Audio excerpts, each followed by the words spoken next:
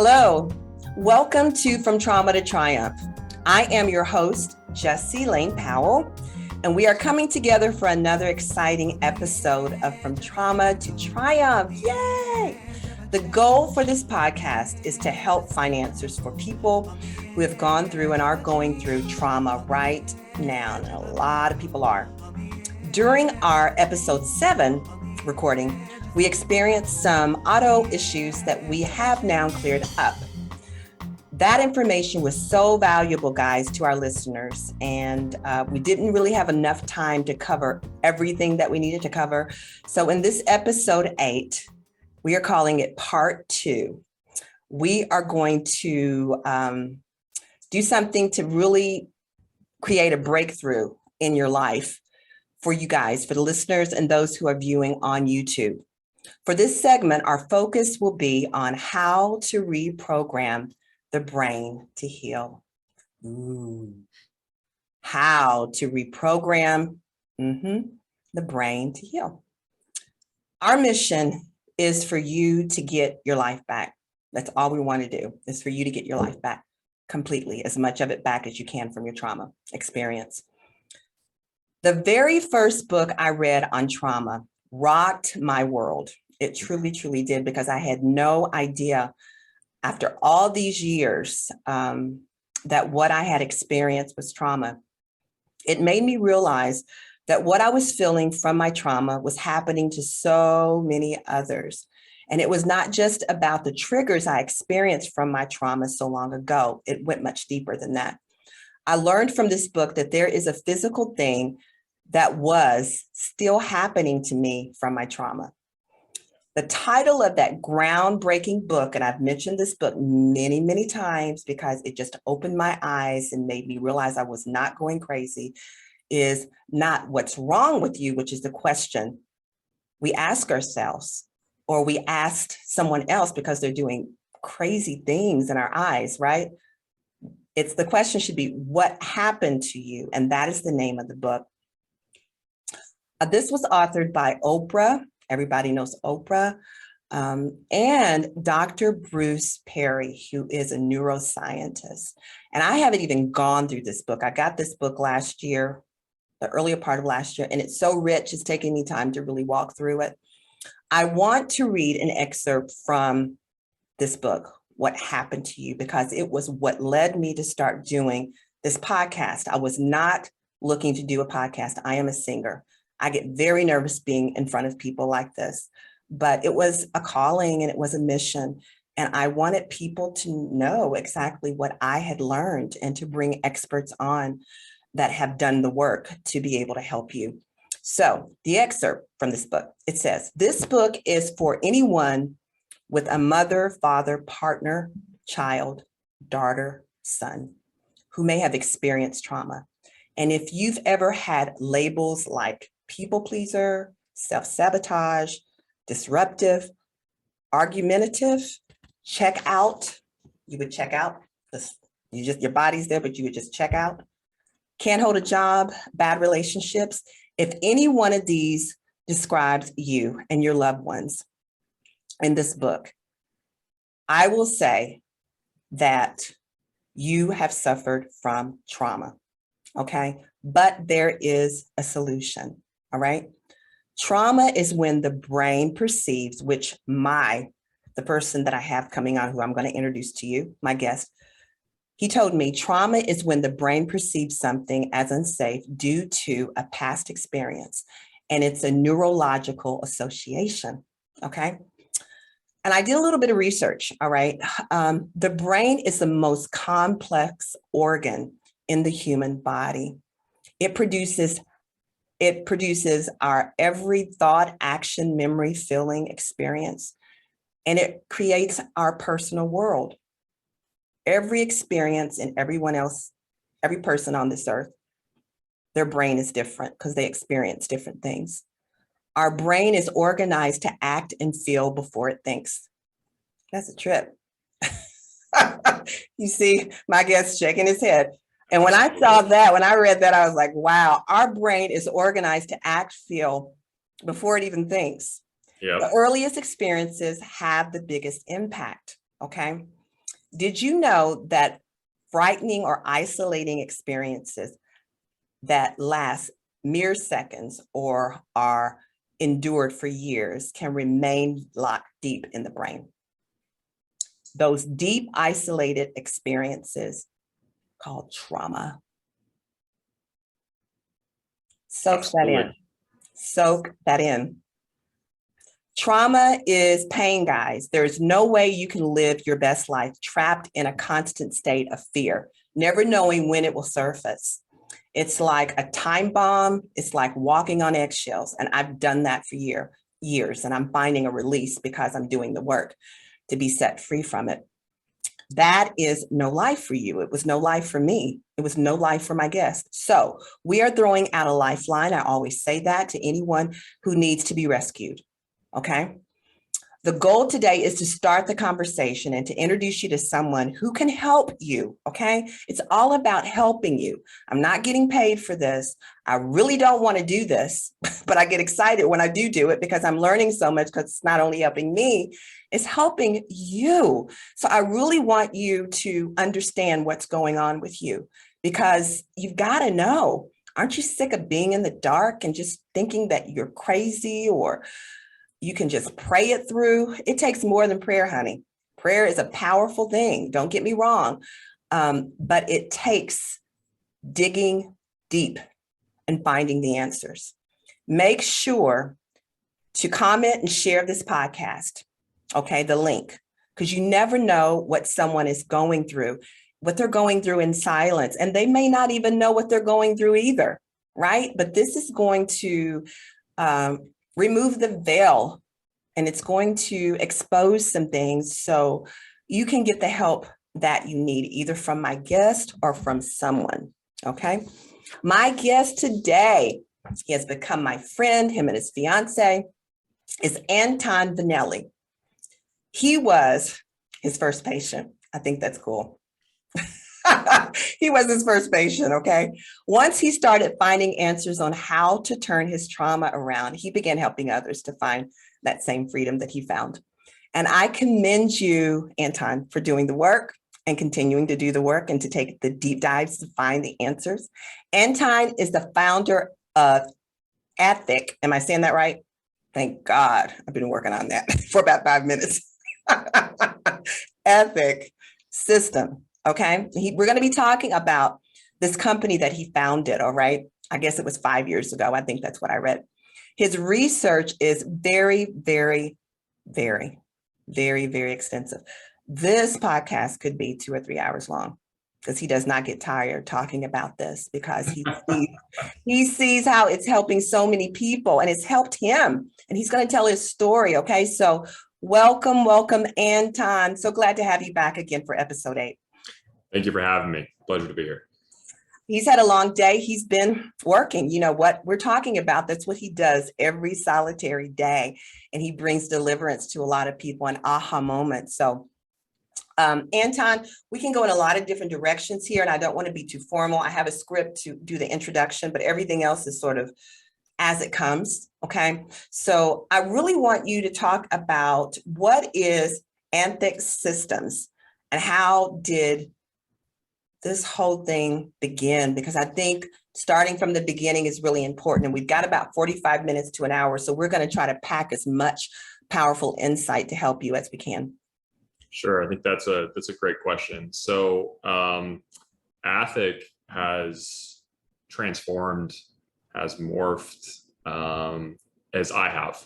The more that I've learned and the more that I've understood more about some of these deep systems. I know we mentioned, the limbic, brain in our last podcast, and mentioned a couple things in regards to muscular activity and neural reprogramming and a couple of kind of hot topics, and it's changed as I've changed. It's changed as my understanding has grown, as I've identified specific needs in my own clients that weren't being met, and trying to understand why the things that I was doing would be successful only to a point, and understanding that there were layers that I had to continue to uncover, and then of course, as those layers were uncovered, I saw more and more people that could be benefited by this, including, my own fiance. I never would have thought in a million years that I would be helping, her through that. I never thought in a million years I'd be helping, at times my own parents through things. It's not something I ever planned on, but when you're, devoted and passionate about something, and then, also given somewhat of a gift. I've always been intuitive. I've always been really, really body aware. Never knew why. I never knew why. I never. But knew for why such a time as this, right? Yeah, I never knew. But it's been such a gift, because it's enabled me to have, intuition about things that I didn't understand, and then be able to really piece them together, like a large puzzle, until all the pieces fit. And when all those pieces started to fit, I said, okay, I think I really have something here. And I would say that that's true for the physical side of things, right? Because I work with people that have, very serious physical pain, whether it's back problems, neck problems, shoulder issues, knee problems, you name it. But then I also work with people who have, mental health issues as well. Now, do I go about trying to address their actual mental health diagnoses? No, not at all. But do I help them to try to reprogram, right? And to try to get the limbic system, right? The deep animal instinctual part of the brain to be in a better place than it is when I first meet them? Absolutely. Right. And that shift, that change, that limbic change can have an incredible impact on every aspect of our health. Every aspect of our health. Wow. And so it's changed, and it will continue to change over time, and it's been a journey. I've had the company's been up for about 5 years, but it's been over 10 years that I've been devoting my life to this process and to this thing. So I want you to we were having some audio issues on episode 7. So I want to make it very, very clear to our listeners and our viewers, just a little bit of what you went through initially to start the company. And it was 8 years, guys, of deep research that he went to find help for himself before he could even possibly help anyone else. He was his own patient.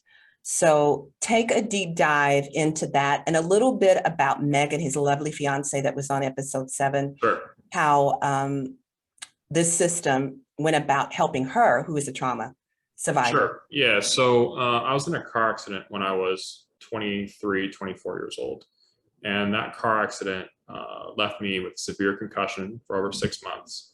And when I went to have imaging done, doctors told me that I had severe degenerative disc disease, which I'm sure some of your listeners may even have themselves, have that diagnosis themselves. I had severe sciatic pain down my left side daily.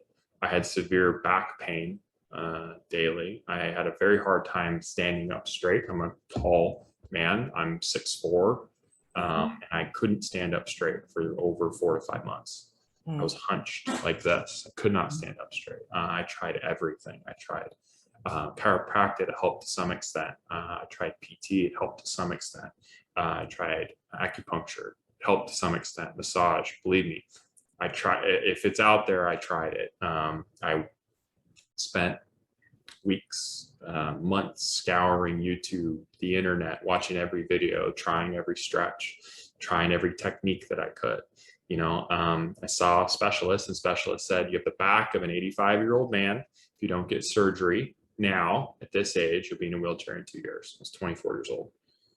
And so, that in of itself, in that moment, I recognize now is trauma, right? And I'll explain a little bit more later. But in that moment, my physical trauma that I had, the physical pain that I felt, transformed into something a little bit bigger, because right in that moment, my deep animal brain no longer felt safe in this body. So the limbic system no longer felt safe. So no longer was it just physical. No. It enlarged itself. It did. Another layer, which was emotional. Yes, absolutely. And I would notice that, when I would think about my back more, right, and think about what's been going on with my back, it would start to hurt more and more and more. And when I would think about it less and just kind of try to push through, I would feel it less. And sometimes it would spasm and I'd be down for the count for a couple weeks. I would continue these patterns for a long time until I kind of frankly stumbled upon the answer. And the answer really came in the form of I was trying to get a specific muscle of my body to activate in an exercise. I was trying to, PTs told me, hey, you need to do this glute bridge thing where you're on your back and you're pushing your hips up into the air. And you need to rebuild these glute muscles. You need to rebuild these buttocks muscles, right? Because that'll help your back. That's what I was told. And so I'm there and I'm working on that bridge and I'm holding that bridge, and all I feel is my back is on fire. My low back is on fire. And it just burns and burns and burns. And I'm thinking to myself, is this, I guess these are my glutes, right? Because I couldn't identify what was what at the time. So, but I put my hands on, I just happened to put my hands on those muscles and noticed that they were completely soft. So I had this moment of realization, like, wait a second. I thought I was using my glutes for this. I thought I was using that muscle for this action, but that's not true because the muscle's soft. So what's going on? My brain's telling me that I'm using my glutes, that I'm not. And that's the first moment that I realized that there could be this disconnection between what you're trying to do neurologically and what your body's actually doing. Okay, right? Which is what we're going to discuss today. Exactly. We're going to talk about that, and then we're going to talk about the actual emotional, mental health aspect of the whole thing. But please continue. I just wanted to point that out. Yeah. So in that moment, I realized that the muscle that I needed to activate for this exercise to get me up in the air wasn't doing any work at all. And so I set about trying to figure out, well, how do I reprogram this? How do I wake these muscles up? How do I get my brain to recognize these areas of my body? And that has been the thing that I have refined and refined and refined. And as I've gone through every area of the body, figuring out how to reprogram and how to reactivate, how to get the brain to recognize those areas, I've been able to have incredible results with all sorts of issues that people have. You know, whether that's what we want is we want solutions. We want answers. I know. I've had clients that are bone on bone, arthritic through the knees, bone spurs, the whole thing, right? With left and right knee. And I've had them come in, right? Come out 20 minutes later with no pain. I know it sounds like science fiction, but it sounds like the Twilight Zone a little bit. It sounds like it, but then when you break down the anatomy, and I'm happy to do that, that goes a little bit further than I think what we're going to talk about today. But when specific muscles fire, it changes alignment, right? It changes because muscles move bone, right? So if the muscle isn't firing the correct way, it's not activating the correct way, the brain will figure out another way to do it. Okay, the easiest example that I can give you is this muscle. You can see this, correct? Yes. Right here, this, my bicep muscle that sits right here, right? It's supposed to basically only do this action, okay? It's only really supposed to do elbow flexion, right? Mm-hmm. And yet, when I have a lot of clients that come in with shoulder problems, and I ask them to go ahead and flex this muscle, flex their bicep, and they feel their shoulder or they feel their neck. Mm-hmm. And this muscle hardly activates at all. Wow. Because the brain has basically said, I can't find this thing, but I can find all these other systems to do the same action. Well, guess what happens if you put a 10-pound weight or a 20-pound weight in someone's arms when this muscle doesn't function right? Neck pain, shoulder pain. It creates all these different associated issues, right? And another thing, just real quick for the anatomy people out there, this muscle attaches back to the scapula. The bone, right? The wing, right? Attaches from here all the way back to here. So when this thing starts not functioning correctly and tightens and locks, it actually can pull this whole shoulder forward. Wow. So that's going to cause even more trauma in the body. Absolutely. It's going to create many different issues, right? A lot of people that have issues doing this without pain, right? The muscle that controls this action primarily is the deltoid, right? When we get the deltoid to reactivate so the brain can recognize it, no pain. So the brain and the body has to connect in order for it to work properly. Yes. Because if it's not connecting, that's when you run into, if you have some type of injury, right? So it's going to do something else in order for, because the brain is brilliant, right? It's going to do something else to get you to still do that movement, but it's going to cause even more havoc. Exactly. In that area. It's like, think of it as the brain goes, if the end result is C, right? And I start with A, right? So it's A to B to C, right? And so then B was this muscle that I needed to function, right? Well, this muscle was removed. My brain could no longer find it because of the trauma to this muscle. Correct. So the brain says, well, I still need to reach C. So how do I reach C? Well, it creates a complicated web of activation patterns to make sure it can still reach C. The goal isn't to do it perfectly. The brain doesn't know perfect, right or wrong, right? The goal is to just do the action. And that's where we run into problems all over the body. So we have to wake up. We have to wake up that body part. We have to get the brain to recognize that area of the body again, so that the muscle, right wordage here. Yeah, so that the muscle can start doing the thing that it needs to do, period, right? And there's many different techniques that I use to do that. But if you remember in our very first meeting, right, when I had you kind of wake up that muscle of your core, that oblique muscle, and how suddenly you felt your back in a completely different way. Yes. Same exact thing. Your brain went A to B to C, right? The B was the oblique or the abdominal muscle that was removed from the equation. So the brain was like, well, I need to keep you upright. But we have to take other muscles and tighten them. Wow. You input B, you input the correct muscle in the sequence again, and suddenly all the other symptoms are gone. Because the right muscle is activating the right part. Exactly. But people need to realize the brain doesn't automatically know what the right part is. We have to program it. Okay, so let's go. That's a lot of information there.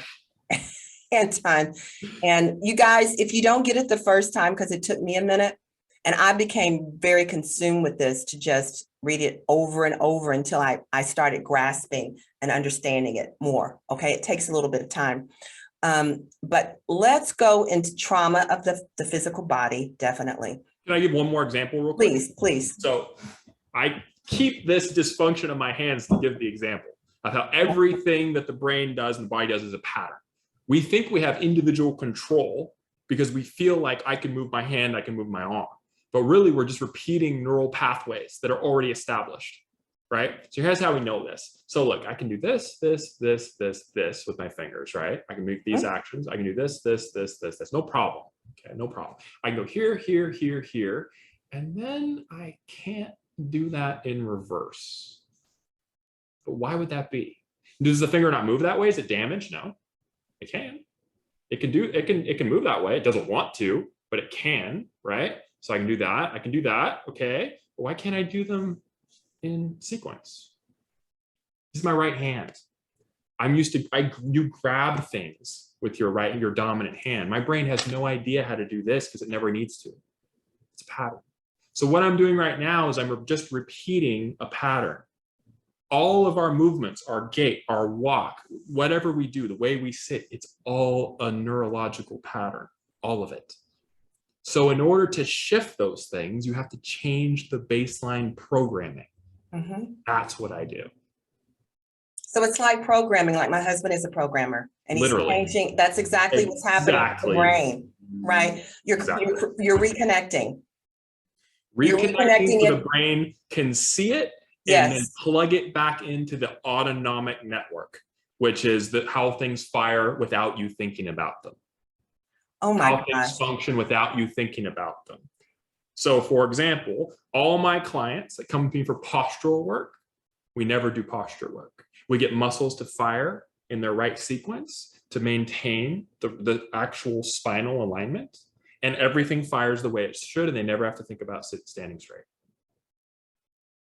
So when you're going, that's just, I mean, I've got that is amazing what the brain can do. It's so in depth. Unbelievable. So in depth, and we won't even know it all, right? It can do so many things, right? Scratching, and there's barely still, that's what I'm saying. Right. God is just so amazing. Now, this is one thing I've got to say for anyone that's a Christian or anything. I've got to say, when I say that prayer is not going to be the only thing to help you, it's very powerful, and it will lead you in the right directions, right? And even sometimes bring healing. But there's so many other pieces to the puzzle that help bring about that awakening that you're looking for. And it says, seeking ye shall find, knocking the door shall be open. So you got to go seeking out, just like Anton did. You know, he was like, this isn't working. Okay, let's try this. Okay, let's try this.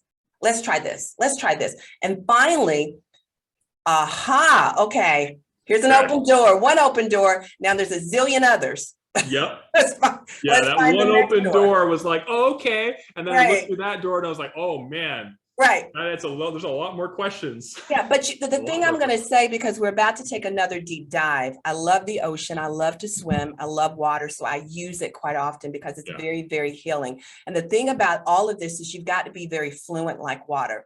You know, you've got to just let it spill over and just let it go where it goes until you have clarity and understanding Right. about it. I want to talk about the trauma that people are just going through, because our time is getting away from us. Okay. And I'm wanting to make sure, I think you did really, really good with the setup, the build up to go to the next phase of what we're wanting to do, which is program the brain and how you go about doing that. For me, my trauma was molestation as a child. I'm fine, just so you know. All right. I've done the work. I still have some things that I still need to work out. It's a process. And that's why I'm going to start going to Anton in May, right? So I'm not sure what your trauma is. There's various ones, okay? And for myself, when I have fight or flight often, and something's happening, what Anton told me, and it just made so much sense, and he just said it a moment ago, is that when I have these thoughts of having to do certain things, like family gatherings, maybe, right? Because it was a family member. I'm just going to be very, not graphic, but very open, because I'm wanting to help people, just like in the first episode, where I shared my story, as much of it as I could, to let other listeners know it's okay. Right. It's okay, right? You don't have to hide from this stuff. You can't hide from it because you'll never get help. You'll never heal. You can't ignore it or you'll stay stuck. Who wants to stay stuck? Don't you have dreams? Don't you have things you want to fulfill? Don't you want to be happy? Don't you want to have, you got purpose? You know, you just don't want to keep living just getting by the safe way. So you got to take a deep dive. So when he told me, Jesse, are you feeling your body when you're having these feelings? I was like, what? Are you feeling your body? I'm thinking, no, I'm all up in my head. Right. I'm just all up in here, right? So I really want to start going in that direction with what's going on with the brain, what's going on, and you dealt with that a bit, right? Oh yeah. But a lot. So Yeah. let's give them some nuggets here of some understanding on what's going on with the neurological system, with the sympathetic, with the parasympathetic, all of that stuff. Sure. Or however we want to unfold. Let's talk about the survival mechanism first, why we have it. Mm-hmm. I'll give an example. Soldiers on a battlefield. Okay. I may have given this example in our last podcast. It's a very good one. Mm-hmm. Soldiers on a battlefield, you know, and he gets hit and he loses his arm. Okay. Soldier looks down at his arm, doesn't see his arm, goes immediately into a state of shock, which is trauma, right? He doesn't feel his arm. He doesn't feel the pain. Right. What does he do? Picks up the arm, like puts it in his hands and walks to try to find help. Right. How is it possible that we could do that? Right. The only way it's possible is if the brain actively disconnects us from our physical body in that moment of trauma, of shock. Mm-hmm. Right. A lot of people will talk about disassociation. I feel disassociated. I feel floaty after something severe. Or people that suffer from continual fight or flight episodes will talk about that constant disassociation that they feel all the time. It's a survival mechanism. Mm-hmm. The brain is completely, the deep animal brain, limbic brain, our reactive, instinctual part of our brain is completely convinced that we are unsafe. So unsafe, it disconnects us. Right? Mm-hmm. So even though consciously we may feel okay, That moment of disconnection, that moment of disassociation is occurring because your animal brain, your limbic brain, is convinced you are unsafe. Mm-hmm. Why? Well, if you had any type of early trauma when you were young, 5, 6, 7 years old, your brain gets programmed, just like we were talking earlier, right? To where your animal brain is so convinced you are unsafe after that moment, you are in a hypervigilant state 24/7. Your brain is constantly looking for danger everywhere. So what does that mean? We are easily triggered. That state of being in where I am easily triggered all the time, that is a state of fight or flight. The fight or flight that you feel in that state are the spikes, but you have been locked into that state since your trauma. So we can deal with the triggers that occur, but the triggers are triggering you because of the base state of unsafe. If we do not address that base state, we will continue to have all of the associated issues, or the issues will continue to grow and evolve because the brain is trying to communicate to us, I am unsafe. I need help. I'm unsafe. I do not feel safe in my physical body. Right? Why do you think when we look over the edge of a cliff, you feel a pit in your stomach? You feel physical sensations of danger because your brain's communicating through your body, right? When you feel anxiety, your neck gets tight, your shoulders get tense. That is a physical sensation that you are feeling. And you sweat and your heart rate goes fast, 100%, right? because it's Exactly. just like you're under attack. Exactly. But you don't identify it because you look around and you say, there's nothing actually attacking me. So what, am I crazy? No. It's your limbic brain that's convinced you are deeply unsafe. And you have been unsafe ever since whatever happened that programmed your brain into that state. So the work I'm doing now is getting people out of that base state of unsafe and getting their limbic brain to recognize their physical body as safe. Wow. Okay, so it's like I said earlier, it's like you're locked away. Yes. It's like you're locked away and you have all these spikes constantly, and then it comes back down until something else triggers it and it starts spiking. And your real personality is locked behind this fight or flight. So you're not who you actually are. Right? Now, when I was reading what happened to you, Dr. Perry, Bruce Perry, he deals with children that have gone through trauma. And he was even saying that it stems back to conception. Oh, it can even happen. You know what I'm saying? The conversation that's going on and everything. So I find this so intriguing. And I'm so glad that you're giving them the physical aspect of what actually is occurring and why. Yes. You've got to know why this is happening to you. Right. So what is the next step? So the first step is understanding, am I in an altered limbic state? Because most likely, if you are, you're unaware of it. Or you're aware that you may have been in the past, or you may feel triggers, but you're not aware of that constant state. Because the brain is brilliant when it comes to basically making sure that the state that we're in feels like our main primary state, right? We get used to this very quickly because the brain, So it's like we're in another universe. Exactly, 100%. So, but you don't realize it. So like right now, I'm sitting, I feel relaxed, everything feels nice and calm. I'm going to feel the exact same way as someone in a fight or flight state. It's not true, but that's what my brain's not going to tell me anything's wrong. Now, if I was constantly feeling, oh, I'm good, and then this triggers me, and this triggers me, and this triggers me, and if I have a loud sound that goes off at night, I can't sleep for the rest of the night. Those are all clues. So what you're saying, this is so much, this is so rich. This is so rich. So what you're saying, which this has never been, well, my sister, I was telling you on Saturday when we were texting that my sister and I went into a deep conversation, right? And she's like, you're in another universe. I'm like, that's really good. So when you've gone through trauma and you're acting out all these scenarios that you're talking about with the limbic system, when that trauma happened, the person that you actually are is locked away.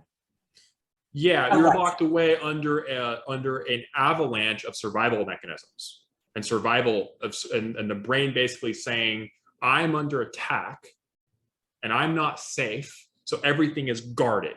So you feel like you're at war. Exactly, which is why people that are in fight or flight become so defensive at just the flip of a coin, right? And people say, well, you know, that's just my personality. Is it?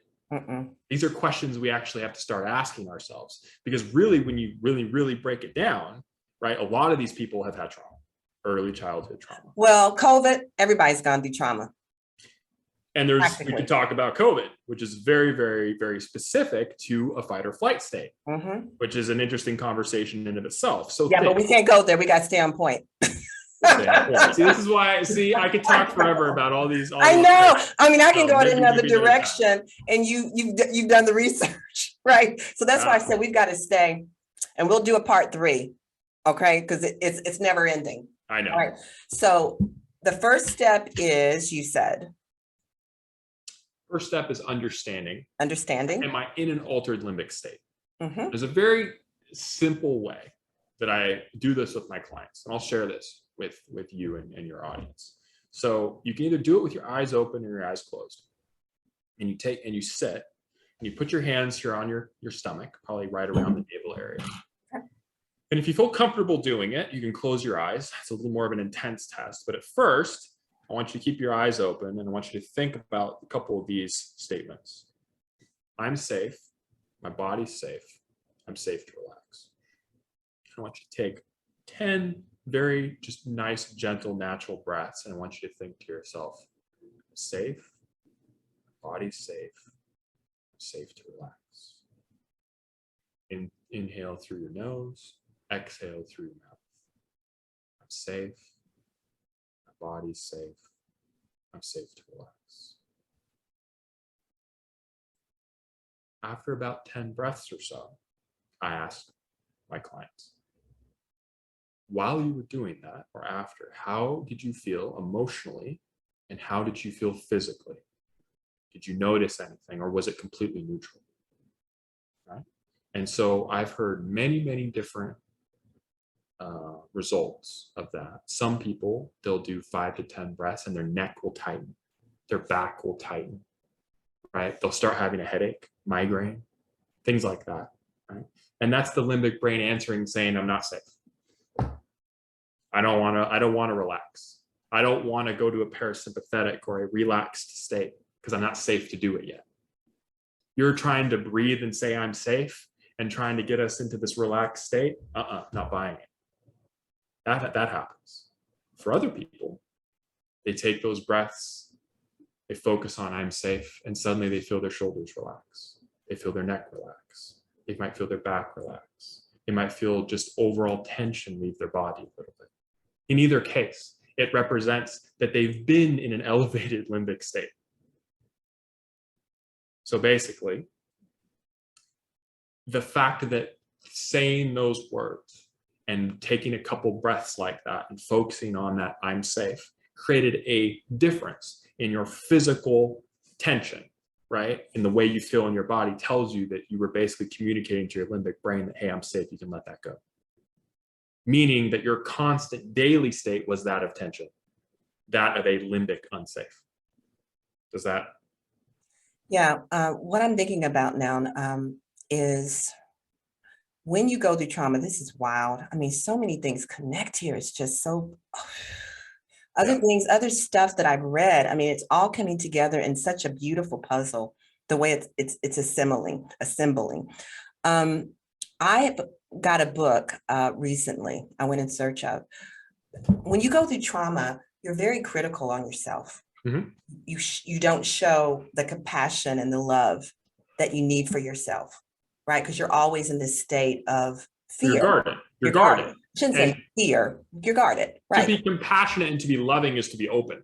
Is to be Exactly. vulnerable. Exactly. State of vulnerability is basically everything that your limbic brain in a state of fight or flight is going to not let you go to. Exactly. So zero vulnerability. So you're absolutely right. So I was like, what came to me is that do I really have self-love for me? Do I really have compassion for myself? I'll show it to everybody else, but am I really showing, am I really being a friend to myself? What does that mean? So I found the book Loving Kindness, and it's a Buddha, right? Book was written by a Buddhist, and the same exact thing that you had me do is what it was telling me to do, actually, but different wording, but it was just as powerful. Mm. And it's reminding myself to show myself that love and that kindness and that ease and that ability to know that I am really safe and that that event is not happening now, that it happened long ago, right? But it's ever still present, somewhere locked back there. So the key is the things that you're giving me today to unlock it. Take the key and start turning. Now, there's another aspect. Yes. That first part of just telling yourself, I'm safe, body's safe, I'm safe to relax, is basically you asking a question to your limbic brain. It's like, do you agree? Because if you agree, I'm going to relax and I'm going to feel more relaxed. But if you don't, I'm going to feel that too. So it's like asking a question. It's very difficult to communicate to the limbic brain, very difficult, right? But that is one way that we can kind of figure out what might be going on, right? There's another one. There's another thing though. It's how connected are we to our physical bodies? Yes. Right? When I work with people that have mental health issues, right? They always have massive areas of their physical body that they are not aware of, that are not active, that are not firing, that they cannot flex, or that they cannot feel, hardly at all. So the physical disconnection is a huge part of starting to reprogram the brain out of the trauma state. Okay, and this is going to be becoming a little bit more complicated here, but think of it this way. If I have back pain, okay, and I have a hard time getting up and moving, does my animal brain think I'm safe? From an evolutionary standpoint, from a predator coming to eat me standpoint, if I have back pain, how safe am I? How safe am I from a predator? How safe am I if Not I'm a safe woman? at all. If I'm a woman from a man, how safe am I from him if I have back pain and I can't get up and run? Your brain knows this. I'm convinced of it. It knows this. And so our physical state, our function actually 100% is part of our limbic state. Because every client I've worked with, when I get all these systems back online and I have people that they could barely stand up and walk for 4 or 5 steps without feeling like they were going to faint, or doing full planks, they don't disassociate anymore. They don't have the same high levels of anxiety anymore. They don't have these massive mental health attacks anymore. These are clients with dysautonomia, right? And so the link between the limbic brain and our physical body is so intertwined. And I think if there's one thing that people come away from this with, is understanding that, first of all, what state are they in right now? Maybe just looking behind the curtain a little bit to that, but then also, if I am in a physically disabled or physically weaker state, understanding that that is feeding into the limbic dysfunction. Now, how do we start to reprogram that? Someone with back pain can't just get up and start moving, right? So in getting muscles to reprogram certain muscles and to get the brain to recognize and act and be able to activate certain things, and then suddenly I have no back pain. Well, if I have no back pain, now I can get up and I can move better, right? And if I can move better, I'm safer. This all goes together. All of it goes together. So what starts happening is the healing starts to take place. Yes. Because the overall state of your limbic brain is saying, I am safer than what my programming has said I am. It allows the needle to move finally. And you're reprogrammed. Yes. Well, you're in the state of reprogramming. State of reprogramming, right? Because think of it this way. If I can get up without back pain, that means that I can maybe jog. or maybe I can run, or maybe I can exercise, and maybe I can do this. All of that is a safer state than what you were in before. Okay, but let's talk about you. You had the back injury. That's trauma, right? And you could not move. You were hunched over, right? Yeah. And you were looking for answers. So are you totally reprogrammed now? Do you have 100%? So that's what I'm saying. It can happen because look at Anton. How long were you in that state of physical and then it turned to emotional trauma once you got the diagnosis? I'd say the emotional trauma hit pretty quick right after that. Okay. I would say that the depression and all those elements of like, wow, I may never be the same person again. All the things I wanted to do, I may never be able to do. My life is going to change. That really hit about then, I would say. Because I mean, looking back, it absolutely hammered my limbic system, 100%. Because I always thought, I was an athlete my whole life. I got some back pain. Oh, it's really bad, but I'll get over it. I'll get over it. This is the first time where I think why really my brain said, no, this is, you're in trouble. You're really in trouble. And I could feel that. And just to mention, there are many stories of people that get very serious diagnoses that are dead 3 or 4 weeks later. And that the limbic impact of I am not physically safe has a massive impact on your physical body. So what would you say with the information that you've shared so far, what would be the next step? If they wanted to find the healing that they needed to find. Not saying that you are a healer. The thing is that you reprogram. You reprogram people. So you have the ability to do that because you've been doing it because of the testimonials that are on your site. I don't know of anyone who does the muscular neuro work that I do, but let's say that someone is looking for healing and they're not looking to work with me. That's fine. It's perfectly fine.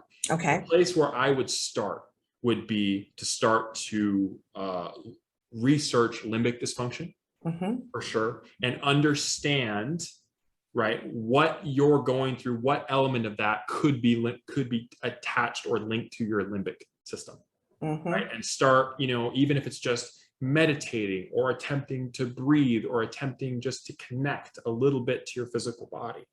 Just a little bit, even just keeping your hands on your stomach in times of anxiety, things like that. The more awareness you have of your physical body, the more your limbic brain's going to say, okay, hey, we're right here.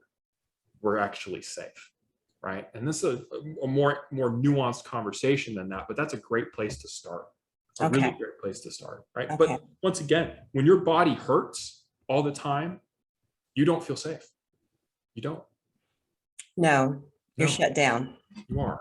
Absolutely. Now, if they wanted to reach out to you because you have developed a technique of reprogramming that has brought about many life-altering changes for your clients, I want them to be able to get in touch with you. So I'm going to have your information available, with your website.